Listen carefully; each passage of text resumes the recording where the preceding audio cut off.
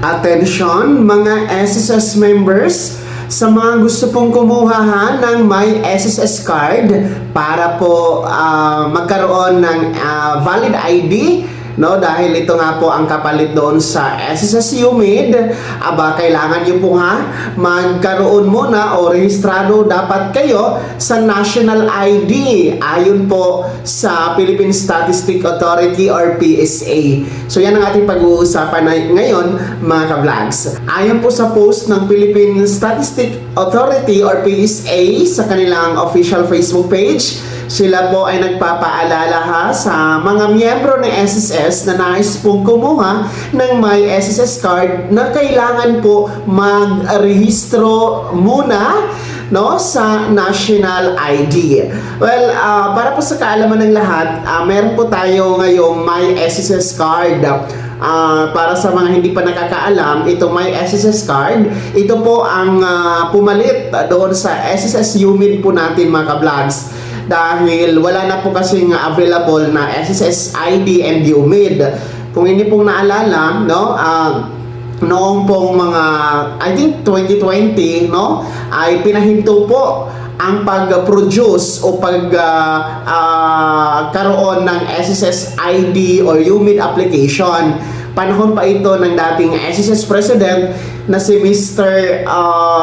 Rolando Ledesma Makasait, no? Dahil ayon sa kanya, dagdag gastos ito sa pananalapi ng SSS. And noon nga pong huminto na, no, itong aplikasyon at pagproseso ng SSS UMID, no, ay nagkaroon nga po ng savings ang SSS, no, na I think nasa 3 to 4 billion yung na-save daw di umano. Kaya pinahinto at hindi na nga po bumalik ang aplikasyon at pagproseso ng SSS UMID, no, suspended. And then noong August kasi ni-launch po ng SSS ang My SSS card dahil ito nga po ang papalit sa ating SSS UMID, no, dahil nga po sa panawagan ng ating mga miyembro na sana ibalik na, dahil alam nyo, napaka-valid ID talaga ang SSS ID.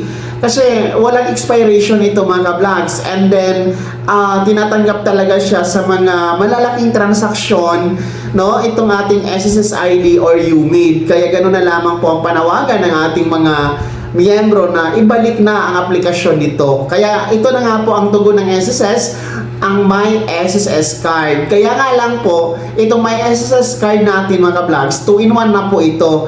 Valid ID at the same time ATM card na din po siya dahil meron po siyang bank chip, no, kung saan pwede kayong mag-withdraw sa mga any ATM machines, sapagkat dyan na nga po i-deposit ni SSS yung inyo pong mga benepisyo, gaya po kung kayo ay mag-a-avail ng loan, dyan na po siya i-deposit. And then mga pension, iba pa mga benefits at mga claims, direct na dyan i-deposit, no? 2-in-1 na po siya. Multifunction card po siya, valid ID, and at the same time ay ATM card na nga po siya. Kaso nga lang, itong ating My SSS card, meron itong expiration, no? Meron itong expiration at kailangan itong i-renew sa bangko kasi in partnership ito sa Union Bank mga ka-vlogs, no? And then i-renew mo lang naman ito sa bangko para maging valid ulit. So ganun po siya. Unlike doon sa ating SSS ID and UMID na wala talaga siyang expiration. Yun po yung kagandahan doon, no? Pero huwag kayong mag-alala sa mga meron ng dati pang SSS ID, hindi na kailangan na magkuha kayo ng My SSS card, no? Dahil wala nang expiration ang ating SSS ID or UMID. Ako, meron akong lumang SSS UMID, no? Yun ay valid pa rin po, no? Hindi na natin kailangan kumuha ng My SSS card. Ang kailangan lang pong kumuha ng My SSS card ay yung mga wala pang SSS ID. Particular po kung kayo po ay bagong miyembro o di kaya naabutan kayo noong suspended na ang aplikasyon ng UMID natin mga ka-vlogs. So, paalala nga po ng PSA, no, o Philippine Statistic Authority, kaagapay po o partnership ng SSS, bago kayo mag-apply ng My SSS card, mag-register muna kayo sa National ID, no? Para po kayo magkaroon ng My SSS card. Yun po yung alituntunin nila mga ka-vlogs. Kaso nga lang po, no, ang ating National ID ay talagang napakahirap dumating. Ang tagal dumating mga ka-vlogs. Yung iba hanggang ngayon, ilang taon na. Naku po, ilang presidente na ang lumipas. Talagang hindi pa dumating ang ating national ID. At kung dumating man, may mga defect, no, dahil nabubura siya, no, nabubura yung kaniyang mga nakasulat sa ating national ID.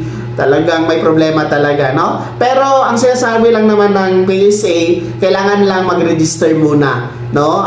Hindi naman sinasabing kailangan may national ID na physical. Registered muna bago kayo kumuha ng My SSS card. Paano nga ba kumuha ng My SSS card? Online lamang ito gamit ang inyong My SSS account, no? Meron dyan mga ka-vlogs, pwede kayo mag-apply online, and then pwede din po kayo bumisita o mag-inquire sa pinakamalapit na SSS branch sa inyong lugar para po sa karagdagang detalye kung gusto nyo po ng walk-in application. So, kumuha na po ng My SSS card dahil ito na nga po ang bagong ID na meron sa SSS. 2-in-1 na po siya, valid ID, and at the same time, ATM card na din po mga ka-vlogs. Kaya, kumuha na kayo para magkaroon kayo ng valid ID. Yan po ang latest update ha. Maraming salamat at God bless us all mga ka-vlogs.